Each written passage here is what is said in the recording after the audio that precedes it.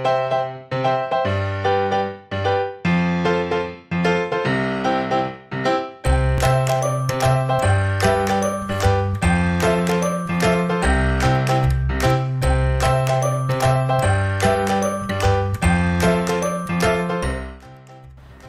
students, I am your writing teacher Miss Air.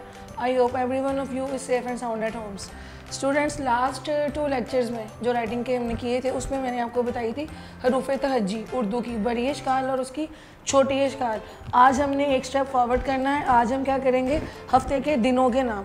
इसकी आपको आज मैं फॉर्मेशन बताऊंगी कि इसको हमने किस तरह से लिखना है, किस शेप का जो राउंड है उसका हमने फिल करना है। So let's start. As you know, first day is पीर जी, दिस वन इज़ पीर। इसको आपने लिखते हुए ये देखना स्टूडेंट्स कि इसके 2 दंदाने नहीं बनेंगे। आई नो कुछ बच्चों के ज़हन में ये कन्फ्यूजन होगी कि यहाँ पे भी आ रहा है और ये भी आ रहा है, लेकिन दंदाना उसका हमने इनके एक और नहीं बनाया मज़ीद। लेकिन पीर में 2 दंदाने नहीं आते। ये पे की शेप आती है, ये और ये इसके साथ ये रे। और जैसे मैंने आपको बता चुकी हूँ आपको मैं पहले भी कि उर्दू के जो नुक्ते होते हैं वो इंग्लिश की निस्बत थोड़े से ज़्यादा राउंड करते हैं, थोड़े से मोटाई में होते हैं। पीर। Next word is Mangal. Meme का मुंह हमने बंद कर देना। ये नून का दंदाना, इसके साथ गाफ और ये लाम।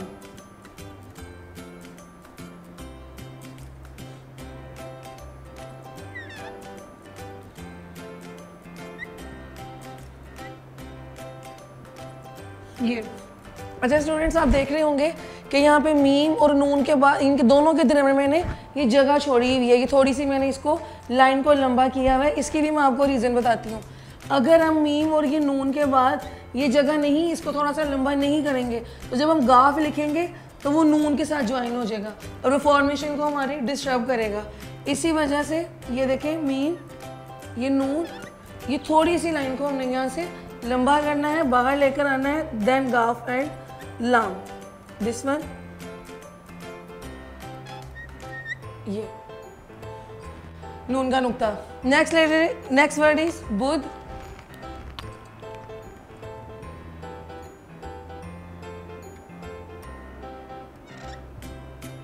ये देखें, जैसे हमने छोटी अशकाल में किया था, छोटा बे लिखा था। अगर हम ये दाल को कवर कर दें तो ये आप देख रहे हैं कि जैसे ये छोटा बे ही बन रहा है। आगे दाल के ज्वाइनिंग, ये इजीएस्ट वे टू राइट 2 चश्मे है। इसको पहले हमने दाल की तरह से शेप देनी है इसको हमने, देन यहाँ से इसको हमने ऊपर लेके जाना है और ये इसके सेंटर में आ जाएगी ये शेप। मैं आपको दोबारा बता रही हूँ, ये देखिए ऐसे दाल की तरह से इसको राउंड शेप दे के हमने यहाँ से ऊपर उठाया और ये सेंटर में से बुध जुमेरात, लाइन के ऊपर ऐसे करके, लाइन के साथ टच नहीं करना हमने जीम को, लाइन से ऊपर लिखा, देन मीम ऊपर से, फिर ये मीम के ऊपर से हमने लाइन को निकालना है। ये अलिफ ते। इसका मैं आपको एक इजीएस्ट वे भी बता देती हूँ। दोबारा ये देखें इसको जुमेरात को, जैसे हमने 7 लिखा, यहाँ इसको अब सपोज कर लें छोटा जीम, ये हमने लिख के जैसे हम 6 बनाते हैं, ये देखें ये हमने 6 बना दिया। अगर हम ये कवर करते हैं तो ये किसकी हमें फॉर्मेशन दे रहा है, 6 की। अब हमने इसको फिल किया और ऊपर से लाइन लानी है इस तरह। नीचे से अगर लाएंगे, ये देखें ये, तो वो फॉर्मेशन हो जाएगी। ऊपर से ला के ये आइन, दिस वन। ये देख लें जुमेरात का जीम, मीम और आइन, कोई भी लेटर इसका जो है वो लाइन के साथ टच नहीं हो रहा। So move on to next word, जुमेरात, जुम्मा। सेम जैसे हमने जुमेरात की स्टार्टिंग की थी, बिल्कुल वैसे ही हमने जुम्मा लिखते हुए फॉलो करनी है फॉर्मेशन। जीम, ये देखें वैसे सेम पैटर्न आ रहा है ना। कवर अगर इसको हम छुपा दे तो नीचे हमें किसकी फॉर्मेशन दे रहा है, 6 की। मीम फिल किया और फिर लाइन हमने कहाँ से निकालनी थी, मैंने भी आपको बताया था ऊपर से। ये देखिए ये आइन,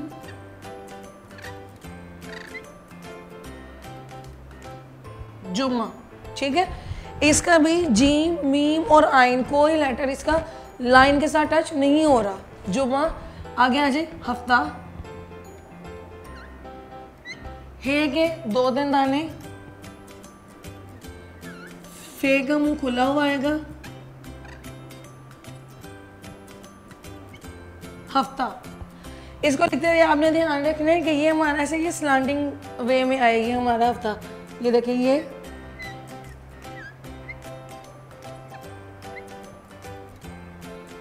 ये देखिए ये लाइन मेरी सीधी नहीं आ रही, ये टेढ़ी आ रही है।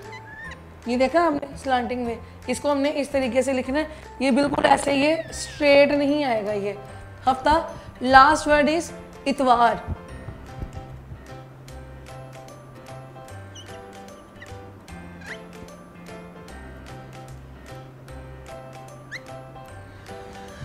स्टूडेंट्स, वन मोर थिंग, ये आपने याद रखना है कि जब भी ये फे किसी लेटर के सेंटर में आएगा तो इसका मुंह खुला हुआ होता है।